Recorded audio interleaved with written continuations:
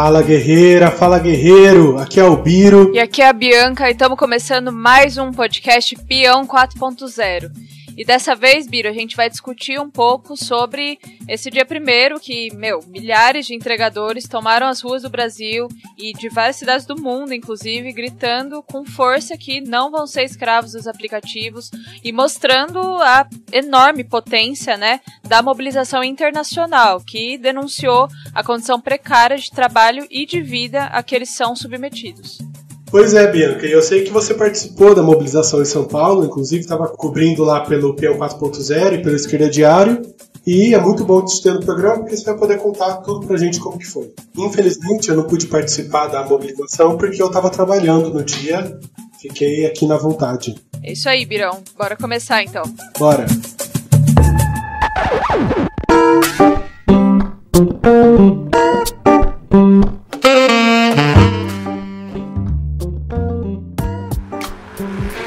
Moro na zona leste de São Paulo. Aqui a cidade também não é feita pra gente que é ciclista, motociclista, que tá na rua. Aqui em Brasília não é diferente.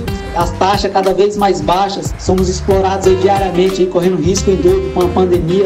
Aqui em Salvador, Bahia, eu fui bloqueado indevidamente aí, ó. Tipo uma demissão sem causa, né? Vários colegas nossos já morreram aí em cima das duas rodas fazendo entrega. Eu vou aderir sim à paralisação no dia 1/7. Então nós convocamos aí todos os entregadores do Brasil para parar no dia 1/7. Mas a RAP tem que sentir todo mundo parar para desbloquear todos que ela bloqueou indevidamente. Acabar com essas pontuações, isso tem que acabar. Somos todos trabalhadores, temos que correr atrás de melhoria sim. Vai ser um momento muito importante para todo entregador e entregadora do Brasil. Tamo junto, valeu, boa noite.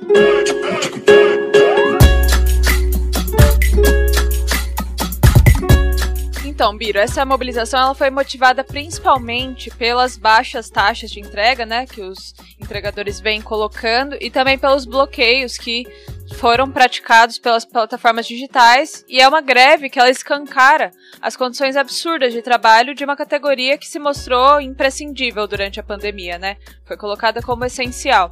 E graças ao trabalho desses que arriscaram as suas vidas e a saúde de suas famílias diariamente, uma parte da população pôde permanecer protegida em suas casas durante a infindável quarentena aí provocada pela Covid-19, Bianca, e as reivindicações a gente inclusive já citou aqui no programa passado, mas é bom dizer de novo, que as principais reivindicações que foram levantadas aqui no Brasil foi o aumento do valor mínimo por entrega, o fim dos bloqueios e desligamentos indevidos, o aumento do valor das corridas e pacotes, seguro de vida e de roubo para aqueles que prestam serviço para os aplicativos, o fim de sistema de pontuação e um auxílio pandemia para os entregadores com EPIs para se proteger da pandemia, do coronavírus, como máscara, álcool em gel, etc. E licença remunerada para caso se contaminem poderem ficar em casa e com um salário, com algum tipo de renda garantida. Que nem isso hoje eles têm, e são direitos mínimos de todo trabalhador. Nem preciso dizer que são reivindicações mais do que justas. Exatamente, Biro. E a greve do dia primeiro, ela mostra que esse é o caminho para arrancar o que eles estão exigindo e, inclusive, junto com o conjunto da classe trabalhadora, que, deu um apoio massivo a essa mobilização, formar a força necessária para barrar o conjunto dos ataques que estão vindo contra os trabalhadores. E o Esquerda Diário, obviamente, esteve desde cedo, desde o início, nas principais concentrações de São Paulo, mas também de todo o Brasil, apoiando essa mobilização, levando solidariedade da juventude, dos trabalhadores, de outras categorias, não só aqui no Brasil, mas em toda a nossa rede internacional de diários espalhados pelo mundo, justamente porque a gente aposta muito nessa força dos entregadores que se mostrou nesse dia 1º de julho para construir uma mobilização para derrotar o Bolsonaro, o Mourão, os governos estaduais que estão junto com essas empresas, como iFood, Rappi, Uber, e são junto com elas para justamente garantir o lucro dessas empresas em detrimento das nossas vidas e da vida dos entregadores. O Alessandro, que é um entregador lá de Brasília, ele mandou um áudio pra gente falando um pouco sobre o que ele achou desse dia primeiro e sobre a importância de seguir a luta, Então, sobre a nossa paralisação do dia primeiro, cara, acredito que superou as expectativas, Foi bem mais esperada do que eu imaginava, né?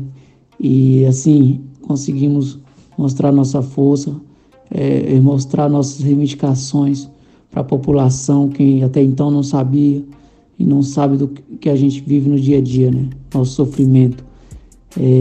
Esperamos, eu acredito que podemos chegar com mais força ainda nessa nova paralisação que já está marcada para o dia 25, sábado, né? Nós pretendemos levar nossas reivindicações para dentro da Câmara, né?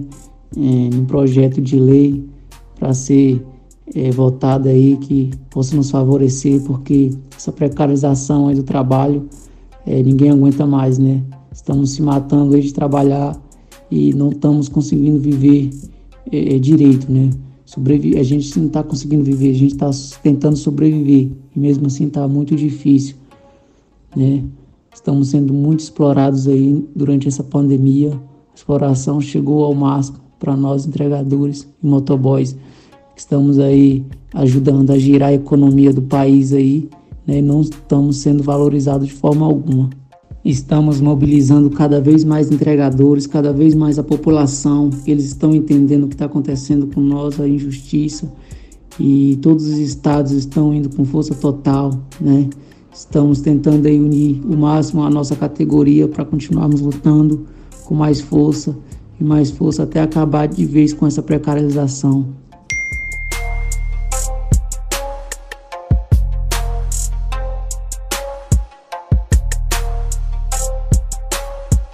E Bianca, já que você participou aí das mobilizações em São Paulo, conta pra gente então como que foi a experiência, onde você estava, onde você participou. Então, Birão, foi assim uma experiência brutal, assim, participar dessa mobilização, porque acho que é um marco internacional, né? Como a gente vem dizendo, é uma das paralisações, se não for a maior paralisação dessa categoria que já aconteceu. Então, assim, acho que foi muito interessante acompanhar isso, desde as concentrações de manhã até a parte da tarde, enfim. E de manhã eu estava lá na sede da LOG, aqui em São Paulo, né? Em uma das sedes da LOG, no Periperi. E lá eu conversei com alguns entregadores, né? Que eles estavam colocando, né? Do porquê que eles estavam se mobilizando. E aí, um deles estava me falando que, assim, eles trabalham um absurdo, assim, tipo, a maioria dos que eu conversei falavam que trabalhavam mais de 12 horas por dia, tinha uns que falavam que trabalhavam mais de 15 horas por dia, e da remuneração que eles ganham, eles ainda têm que, pagar uma série de coisas, como, por exemplo, pagar o aluguel do baú da LOG, a cada mês eles têm que pagar isso. Um dos trabalhadores, inclusive, me contou que ele contraiu uma dívida para mudar de moto, para tentar ser um patamar a mais, né, da LOG, que seria LOG Premium, que ganha um pouquinho melhor. E mesmo com isso, a empresa não permitiu até agora que ele fosse LOG Premium, ele teve que arcar com a dívida que ele fez para conseguir comprar a moto. Enfim, vários deles também relataram já ter sofrido acidentes, porque, enfim, é isso, né, trampar 15 horas por dia, começa a ficar cansado. Tal. Então, é uma situação bastante precária, assim, também, dos trabalhadores da LOG. Isso, aí depois que eu fui lá na sede da LOG, a gente foi pro Osasco, e o pessoal lá de Osasco tava, quem conhece, eu sou osasquense, né, quem conhece Osasco sabe, que eles estavam embaixo da ponte metálica, que é um ponto da cidade lá, e eles estavam, buzinando, chamando a galera a paralisar, e era muito da hora, que aí você via que às vezes tinha uma galera que passava que parava realmente lá, e ia trocar ideia e tal, de entregadores. Inclusive teve um momento que eles foram pra rua, tipo, fechar uma faixa lá, e que foi muito louco, assim, mas a questão é que, 5 minutos depois a polícia chegou, fez eles saírem, porque, enfim, esse é o papel que a gente sabe que essa instituição cumpre, né? Mas eles ainda seguiram embaixo da ponte metálica, chamando o pessoal a participar e tal. Foi bastante interessante. E você estando lá, você conseguiu reparar se tinha algum tipo de articulação, algum tipo de contato com as outras manifestações pelo Brasil? Sim, com certeza. A galera tá articulada por meio de grupo de WhatsApp, né? Então, o tempo todo que a gente tava nesses lugares e tal, tanto a gente mesmo, né, pelos grupos em que a gente tá, mas como os entregadores também estavam lá vendo, foto da Bahia, de Pernambuco, do Sul, tudo quanto é cidade do Brasil, mandando vídeo falando, né, aqui em Feira de Santana tudo parou, em Recife tá tudo parado e tudo mais. Então, essa articulação nacional entre eles também é um negócio interessante e que foi muito moralizante também para a categoria, né? E em São Paulo, pelo que eu vi, a principal mobilização deles foi na Paulista, né? Eu vi pelas fotos, pelas imagens, tinha muita gente. Você foi para lá depois? Então, na Paulista tava impressionante, assim, tinha muita gente. Estão falando, dos números, estão falando que tinha mais de 2.000, tanto motoboy como a galera da bike também. Então tava muito interessante, assim. E aí, num primeiro momento, lá na Paulista, eles ficaram dando voltas na própria Paulista, fazendo um desfile. Como eles mesmos falaram, era botar as motocas pra desfilar.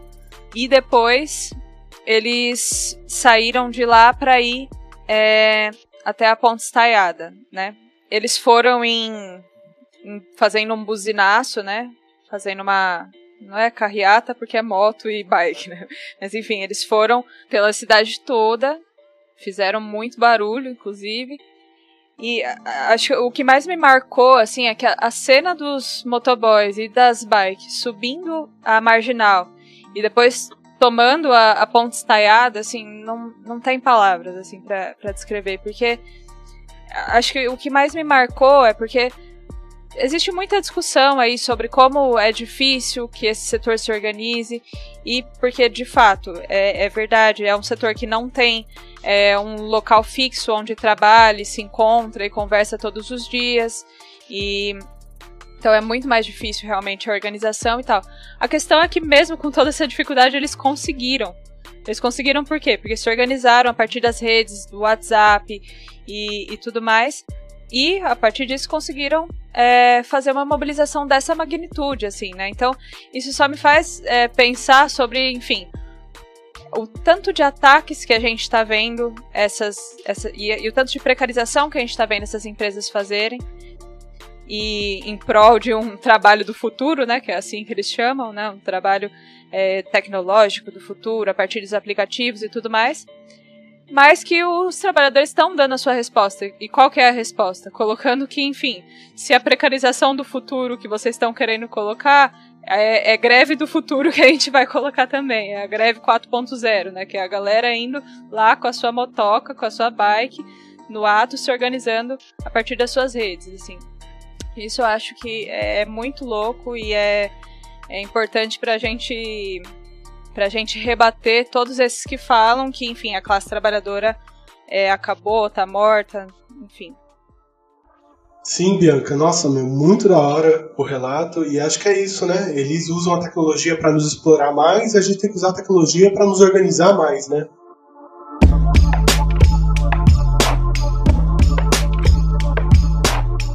Inclusive, porque como a gente já falou aqui, não foi apenas o primeiro grande movimento nacional de entregadores e trabalhadores do aplicativo do Brasil, mas também foi uma das maiores manifestações em dimensão internacional que já teve, né? Foi um marco internacional, em especial aqui na América do Sul, na América Latina, e teve entregador e manifestação de entregador e entregadoras não só no Brasil, como a gente já falou, mas foi muito forte na Argentina, no México também teve, no Peru, Equador, Guatemala, Costa Rica e Espanha, que realizaram já também 2 grandes paralisações nos últimos 3 meses, mas que também aderiram ao movimento dessa vez e brecaram suas motos e bicicletas, também reivindicando melhores condições de trabalho. Sim, na Argentina as manifestações elas aconteceram em pelo menos 4 cidades, que foram Buenos Aires, Mar del Plata, La Plata e Rosário. E na cidade do México, os protestos também foram bem massivos e os entregadores e integradoras usaram capacetes brancos para homenagear os colegas que faleceram recentemente durante o exercício do trabalho.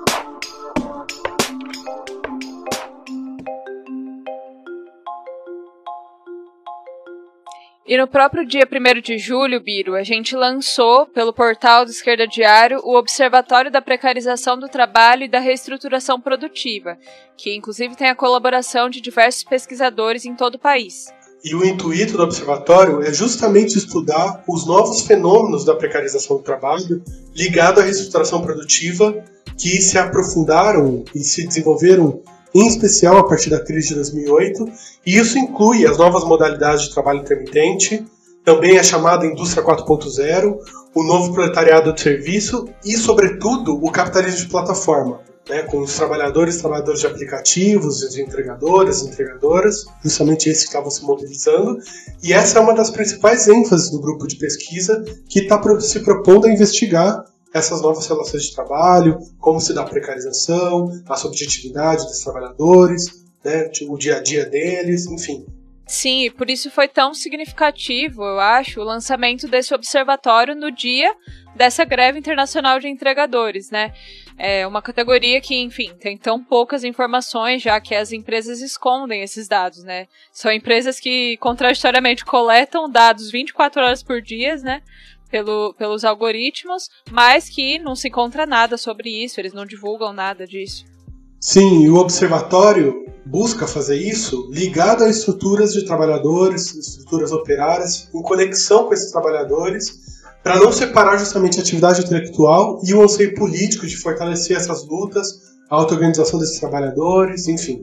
E justamente nesse sentido, o Comitê de Pesquisadores do Observatório conta com trabalhadores de distintas categorias como parte de buscar justamente essa fusão de teoria e prática. Sim, e como pontapé desse observatório foi realizada uma pesquisa com 253 trabalhadores de aplicativo nos principais pontos de mobilização do Brasil, em que tiveram essas mobilizações, né, da categoria no 1º de julho, para responder, né, a essa pergunta, a esse questionamento sobre, enfim, os dados dos entregadores que não temos.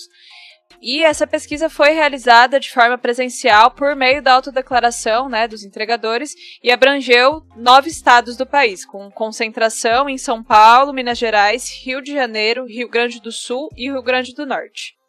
E a pesquisa inteira você pode encontrar no site do Esquerda Diário, justamente acessando pelo menu a tag Observatório.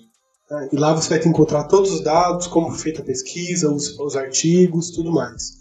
E eu queria aproveitar também a oportunidade para revelar aqui em primeira mão que a gente do Peão 4.0, do podcast, está em parceria com o Observatório e a gente vai ajudar justamente a colocar essa informação para fora, fazendo entrevista com pesquisadores, fazendo entrevista com pessoas que fazem parte do comitê do Observatório, tentando transformar isso também numa linguagem acessível, através de vídeo, podcast, enfim.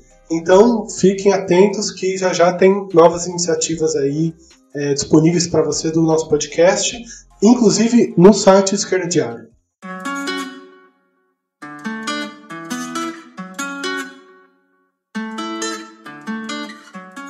E só para adiantar algumas coisas que estão nos resultados dessa pesquisa do Observatório, um dos dados que mais me chocou assim, foi que cerca de 51% dos entrevistados já declararam ter sofrido algum acidente durante sua jornada de trabalho. Os dados mostram um percentual de acidentes entre os motocas de 57%.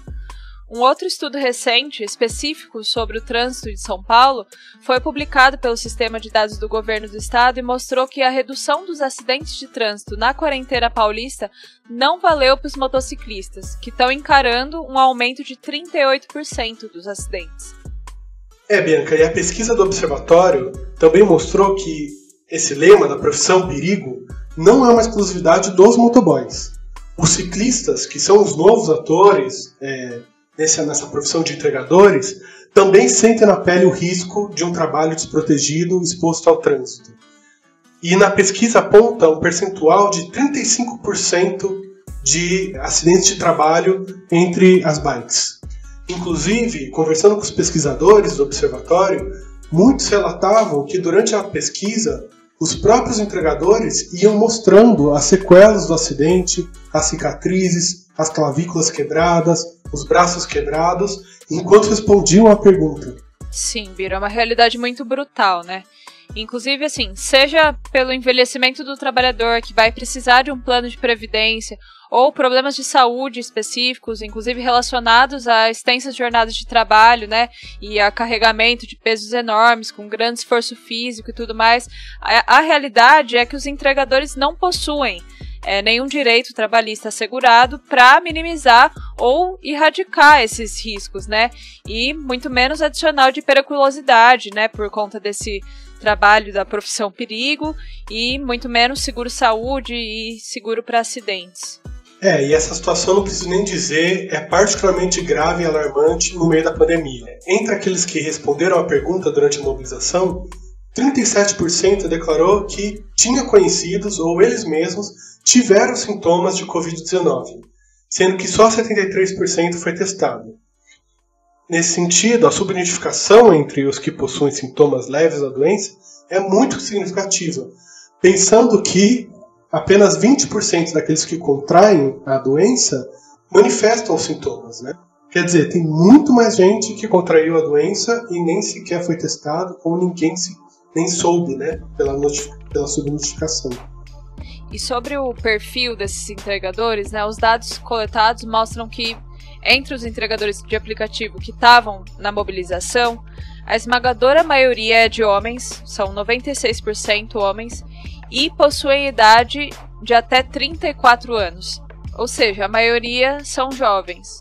Sim, isso inclusive é uma realidade da categoria, né? Outras pesquisas já mostraram que a maioria da categoria é jovem. E outra informação também bastante importante que revelou a pesquisa do Observatório é que a maioria do ato também é composta por negros, que representou 67% dos entrevistados. E a questão racial é marcante em alguns casos, ficou explícito com os entregadores que colocavam cartazes em cima das bags, né, que usam para o trabalho, com dizeres como justamente o lema das mobilizações antirracismo que estão acontecendo pelo mundo: as vidas negras importam. Sim, isso é a expressão de que a precarização recai com mais força na população negra, né? E que, ao mesmo tempo, é ela que protagoniza a luta contra essa situação. Com esse cenário de rebaixamento de salários, demissões, o insuficiente auxílio emergencial de R$600, que inclusive foi negado para um monte de gente. Os aplicativos, com isso, receberam um boom de inscrições, né, de amplos setores da população buscando uma saída para ter alguma renda, né? E a própria Rappi declarou um aumento de 300% de pedidos de entrada no aplicativo. E por mais que a falta de dados sobre o desemprego e rebaixamento de salários escondam esse fato, a população negra é a mais atingida por essa situação. Sim, isso inclusive é uma questão para a gente refletir, porque a partir desses dados, a gente pode pensar o quanto da onda de protestos pelas vidas negras que se iniciou nos Estados Unidos acabou impactando na subjetividade dos entregadores brasileiros e no apoio da população por estes, né? Podendo ser esse justamente um elemento que impulsionou os protestos do dia 1º. A onda antifascista e antirracista que tinha tomado o país nas últimas semanas tem ligação direta com o movimento nos Estados Unidos, inclusive teve sua expressão entre os entregadores, com o aparecimento de entregadores antifascistas, por exemplo, que afirmavam em entrevistas quererem construir os panteras negras dos entregadores, como a gente inclusive mostrou aqui num dos podcasts que a gente gravou, e tiveram muita projeção na mídia por conta da repercussão que está tendo a questão negra nesse momento. Sim, então quando a gente se pergunta, né, por que o Brasil foi palco da maior paralisação de aplicativos da história, a gente tem que levar em conta isso, né, que a gente está no maior país negro fora da África. E que são principalmente os negros os que estão pagando pela crise e que por isso estão também se levantando contra esses aplicativos de exploração e de racismo, né? Inclusive a Naspers, que é uma empresa midiática sul-africana que financiou e apoiou ativamente o regime brutal e racista do apartheid, é uma das maiores investidoras da iFood. Bianca, você estava falando das condições de trabalho e dos dados que chamam a atenção. Um dado que me chamou muito a atenção também é justamente em relação às horas de trabalho desses entregadores, né? Na pesquisa do Observatório, 77% dos entrevistados apontaram que trabalham mais de 10 horas por dia. sendo que cerca de 40% trabalham mais de 12 horas diárias, sendo que 10% dos entregadores trabalham mais que 15 horas por dia. E sobre essa informação específica também revela a questão da precarização do trabalho ligada à questão do racismo, porque dos entrevistados que se declararam entre negros e pardos, 11,8% trabalham mais do que 15 horas. E entre aqueles que se declararam brancos, somente 6,5% trabalham mais do que 15 horas. Ou seja, o número de trabalhadores negros que trabalham mais que 15 horas por dia chega a ser quase o dobro do que o de trabalhadores brancos. E apesar dessa quantidade de horas exorbitante que os entregadores trabalham, com relação à remuneração, 59% declarou que ganha cerca de 2 salários mínimos, enquanto 21% declara que ganha menos que R$1.000. Mas é importante destacar o fato de que isso se trata da remuneração bruta, ou seja, não considera aquilo que são os gastos que possuem com gasolina, nem manutenção das motos, bikes, enfim. Sim, é um salário muito baixo, é brutal, na verdade, a remuneração desses trabalhadores, e é ainda pior se a gente levar em conta só as bikes, que tem como salário médio bruto cerca de R$1.600. E se a gente pegar a remuneração por quilômetros rodados, entre as bikes dá em torno de R$1 por quilômetro rodado. Já as motos chega a 52 centavos por quilômetro rodado. Outra pergunta que a pesquisa abordou foi com relação às opiniões dos entregadores sobre o governo Bolsonaro, né? E chama atenção no resultado dessa pesquisa que 40% dos entregadores que participaram das mobilizações disseram ser contrários ao Bolsonaro. Uma minoria da categoria se posicionou favorável, com apenas 17%, e os indiferentes foram 20%. O fato é que, mais profundamente, esses resultados da pesquisa configuram um importante alerta quanto às transformações políticas e subjetivas nos estratos precários da classe trabalhadora. Sim, é muito interessante o resultado dessa pesquisa entre os entregadores que participam da mobilização, porque uma base significativa do governo Bolsonaro é justamente os setores mais precários da sociedade, que está recebendo, por exemplo, auxílio emergencial, que o presidente, que o Bolsonaro se embandeira tanto de dizer, mas a gente sabe, na verdade, que ele cedeu a muito contragosto, né, esse auxílio emergencial, e os entregadores, eles são parte dessa base, né, desse setor mais precário, de desempregados, autônomos, etc. E é interessante que esses dados mostram justamente uma experiência com o governo Bolsonaro que não enfrenta em nada a crise sanitária, né? E o aumento do desemprego, a degradação de vida, das condições de trabalho, renda, etc., fazendo com que o governo Bolsonaro e a figura do Bolsonaro perca força em setores importantes como esse que agora estão se mobilizando.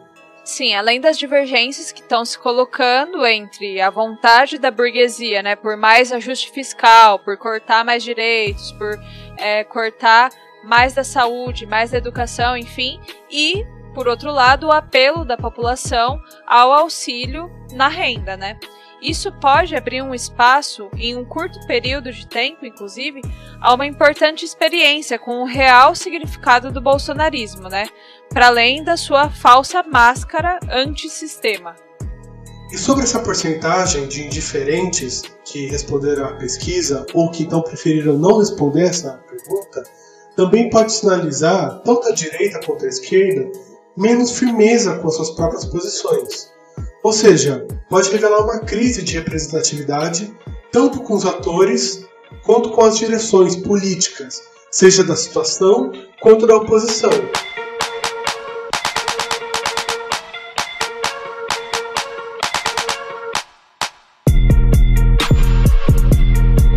Sim, e diante de tudo isso, Biro, acho que a questão que fica é qual caminho seguir para avançar nessa luta, né? E entre as diversas posições que existem nesse movimento dos entregadores, a nossa, enquanto Peão 4.0 e Esquerda Diário, é a de que para que esse movimento siga e possa vencer, é preciso que essas posições sejam discutidas democraticamente, né? Sejam discutidas inclusive em assembleias, em plenárias virtuais, enfim, meios em que se possa discutir quais as pautas, quais os melhores dias para as paralisações e que também possam votar os representantes de cada região, né? Para que sejam esses a participar de qualquer negociação que surgir com empresa, com governo, enfim.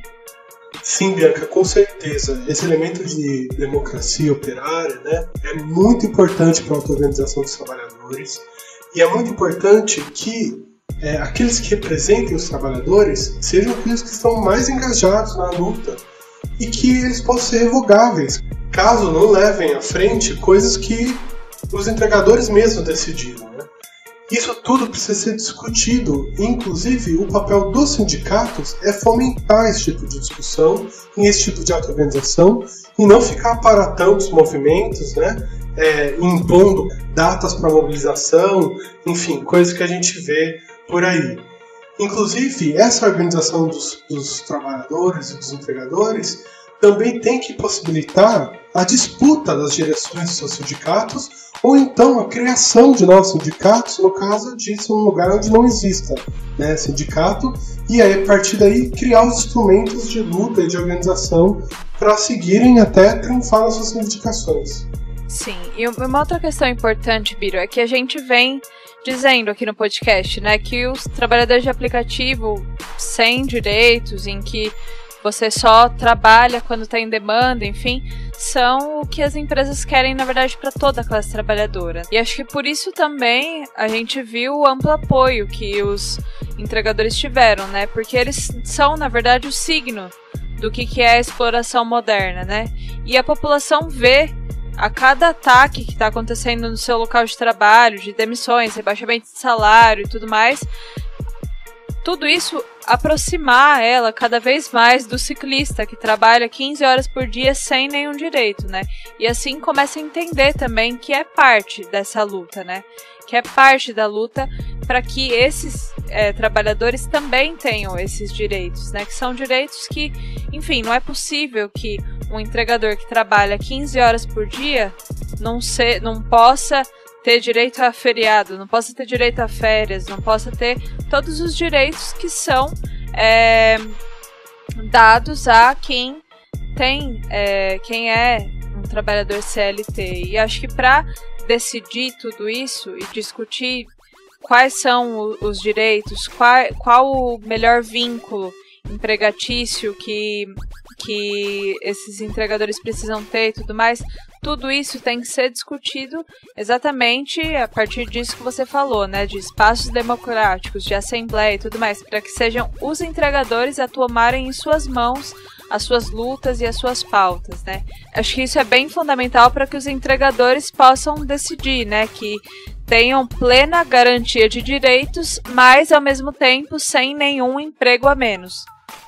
Sim, Bianca, isso é muito importante, inclusive para conquistarem de fato o direito e a liberdade de terem seus tempos livres garantidos para ficar com suas famílias, para levar seus filhos no médico, para levar seus filhos na escola, que um trabalhador que trabalha 15 horas por dia, preso na necessidade de ficar todo dia disponível para um aplicativo, não tem de verdade, né?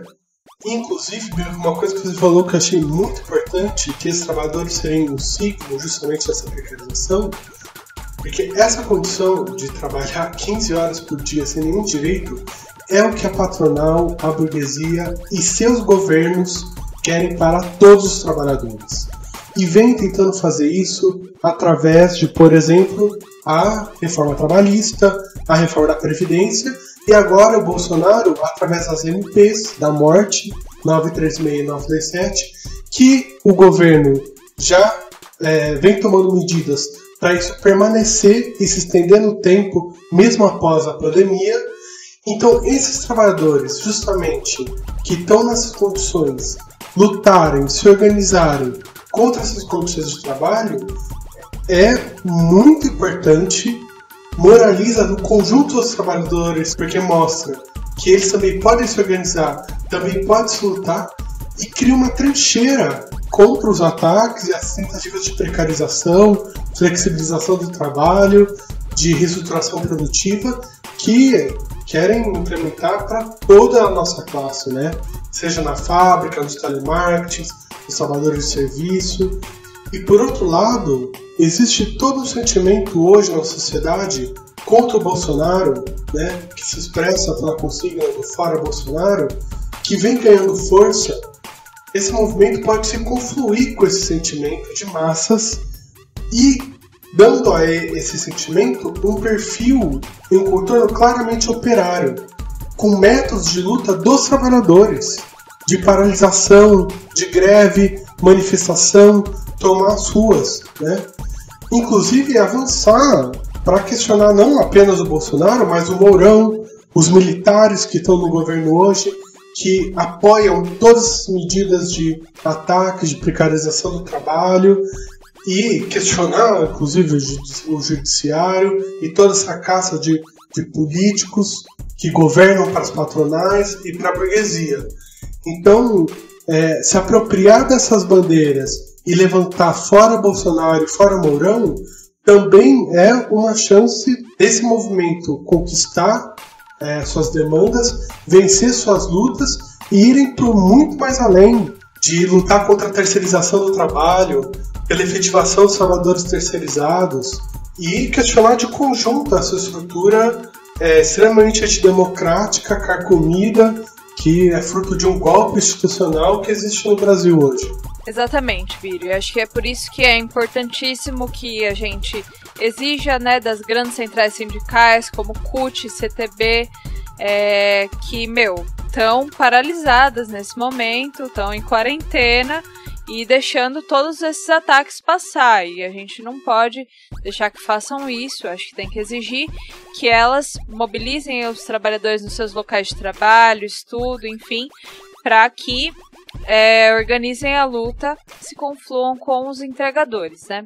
Inclusive, pelo que a gente tem visto se discutir, é que a próxima paralisação nacional vai ser chamada para o dia 25. Então a gente chama, todas as organizações a participarem, a colocarem toda a sua força para fazer essa mobilização vencer. E a gente queria aproveitar aqui também para fazer um convite, participar do ato virtual simultâneo que vai ter no dia 11 de julho contra o racismo, que está sendo organizado pela Rede Internacional do Esquerda Diário, um ato também muito importante, inclusive frente a tudo que a gente discutiu, do racismo vinculado à precarização do trabalho, que os entregadores convivem todos os dias. Vocês podem acompanhar pelas redes do Esquerda Diário a partir das 15 horas. É isso, então, Biro, estamos terminando o programa. Se você gostou, curta, compartilhe com seus amigos e siga a gente nas redes do Esquerda Diário, no Instagram, no Facebook. E até a próxima. Até a próxima, galera.